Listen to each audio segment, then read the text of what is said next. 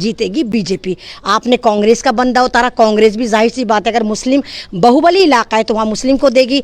तो यही काम अखिलेश भी करेंगे, यही ओवैसी भी करेंगे, शायद यही मायावती भी करेंगी। तो एक सीट पर जो मुस्लिम सीट है वहाँ पर आपने 4-5 बंदे खड़े कर दिए तो पार्टी के हैं, और जितने एम ए खड़े होंगे वो अलग होंगे, जो आज़ाद उम्मीदवार होंगे 5-6 वो खड़े हो जाएंगे। तो यानी तमाम के तमाम आप कटवा बन जाएंगे, वोट कटवा पार्टी बन जाएंगे, तमाम वोट काट देंगे। और जीत कौन लेके जाएगा उस सीट को? जो 125 सीट है वो 101% योगी महाराज वो सीट लेकर चले जाएंगे।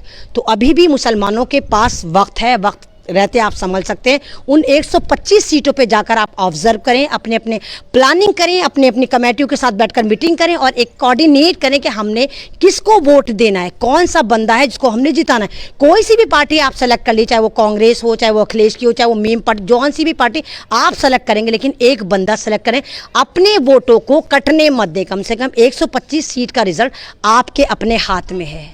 और आप लोग भी सवाल करें, कांग्रेस से भी सवाल करें, आप मायावती जी से भी सवाल करें, आप अखिलेश यादव जी से भी सवाल करें कि हम लोग जो है भेड़ बकरी नहीं है। आप जो हमारी गर्दन पे जिबा करके चाकू चलाकर आप हमारे पे पॉलिटिक्स कर रहे हो यूपी की आवाम पर, मैं मुसलमानों की आवाम पर नहीं कह रही, मैं मुस्लिम आवाम की यहाँ बात ही नहीं कर रही, मैं टोटल यूपी की पब्लिक पर, वहाँ के लोगों पर, वहाँ के इंसानों पर बात कर रही हूँ कि हम इंसान हैं, यूपी वाले तमाम लोग इंसान हैं। तो ये जो तमाम पार्टी आपके वोट बैंक पर पॉलिटिक्स करना चाहती है और कह रही है हम तमाम सीटों पे अपने नुमाइंदे उतारेंगे, तो आप सवाल करें भाई क्यों उतारेंगे? आप गठबंधन क्यों नहीं करते? कांग्रेस हुई, अखिलेश हुआ, मीम पार्टी हुई, मायावती जी हुई, आप गठबंधन क्यों नहीं करते? अगर ये लोग गठबंधन कर लेंगे तो सवाल ही नहीं उठता कि योगी महाराज दोबारा फिर वहां पर आतंकी सरकार या ठोक तंत्र कायम कर सकें। इनको भी पता है, योगी महाराज को भी पता है, इनकी भगवा बटालियन को भी पता है कि वोट किस तरह काटा जाता है, किस तरह प्लानिंग करी जाती है, और उसकी प्लानिंग इन्होंने 1 साल से करनी शुरू कर दी। तो इन्होंने आतंक उतारना शुरू कर दिया, इन्होंने मॉब लिंचिंग करनी शुरू कर दी। तो मॉब लिंचिंग का मतलब क्या है? हिंदू वोट को खुश करा जाए। हिंदू वोट वो जो भगवा वोट है, टाइप 2 हिंदुओं को बहुत ज़्यादा तरीके से उनको उबाल में रखा जाए और कहा भाई हिंदू राष्ट्र आने वाला है, हिंदू राष्ट्र आने वाला है। तो इनकी तैयारी ज़मीन पे से शुरू हो गई। लेकिन क्या कांग्रेस ने तैयारी करी? क्या ओवैसी साहब ने तैयारी करी? क्या ममता जी ने तैयारी करी? क्या माया जी ने तैयारी करी? क्या अखिलेश जी ने तैयारी करी? कुछ तैयारी करी? कोई मीटिंग चल रही है क्या? पब्लिक के बीच में जाकर ये समझाया जा रहा है कि आपने उस बंदे को वोट देना है जो आपके इलाके में सबसे मजबूत हो। अगर 5 बंदे एक ही सीट पे मुसलमान खड़े होते हैं तो वोट नहीं कटना चाहिए।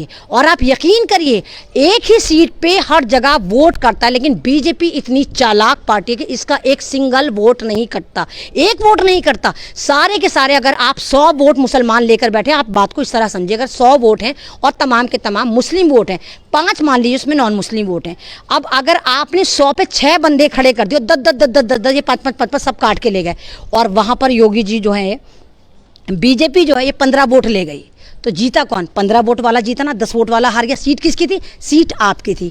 लेकर कौन चला गया? कौन ले गई? बिल्ली लेकर चली गई छींचड़े को आपके मुंह से छीन कर। तो ये वाली चीज़ें इस वक्त यूपी में समझनी चाहिए, मुसलमानों में, नॉन मुस्लिम में, सब में समझना चाहिए। तमाम लोगों को इस तरह की बैठकें करनी चाहिए, कोऑर्डिनेट करना चाहिए कि इस बार हम यूपी को किस तरह बचा सकते हैं।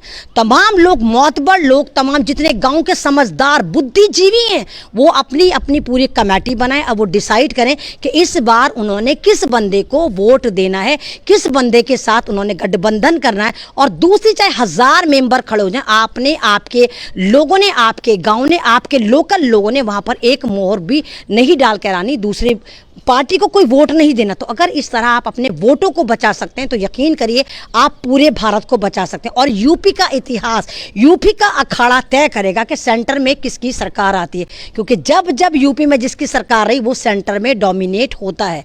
तो यूपी अगर इस बार आपने बचा लिया तो आप यकीन करिए कि सेंटर भी हम बचा लेंगे, हम भारत को भी बचा लेंगे, हम भारत के संविधान को भी बचा लेंगे, हम भारत की इंसानियत को भी बचा लेंगे। और ये भारत में जो मॉब लिंचिंग का ट्रेंड चला है, मॉब लिंचिंग के जो ये बीजेपी वाले फाउंडर हैं, जो आरएसएस वाले फाउंडर हैं, लगातार मस्जिद शहीद कर रहे हैं, लगातार गाय गोबर तीर त्रिशूल के नाम पर ये मुसलमान नौजवानों को मार रहे हैं, ये भी बंद होगा। और जिस तरह मुसलमान युवकों को उठा उठाकर यूएपीए देशद्रोही का, एनएसए का मुकदमा लगाकर जेलों में डाला जा रहा है, ये भी बहुत जल्दी रुक जाएगा, क्योंकि ये आपको डरा रहे हैं। इनको पता है कि आपके अंदर डर भर चुका है, आपने डरना शुरू कर दिया। अगर आपने इनके डर के आगे जीतना शुरू कर दिया और आपने कह दिया नहीं डर के आगे जीत है, और आपने जीतना शुरू कर दिया, आप यकीन करिए कि यूपी में आपकी सरकार, आपकी अपनी मर्जी की सरकार आएगी। मैं किसी पार्टी को सपोर्ट नहीं कर रही, लेकिन जो भी पार्टी आपको अच्छी लगती है, चाहे वो अखिलेश यादव जी हो, चाहे वो कांग्रेस हो, चाहे वो मायावती जी हो, चाहे वो ममता बनर्जी अगर कूद रही है इस बार यूपी में,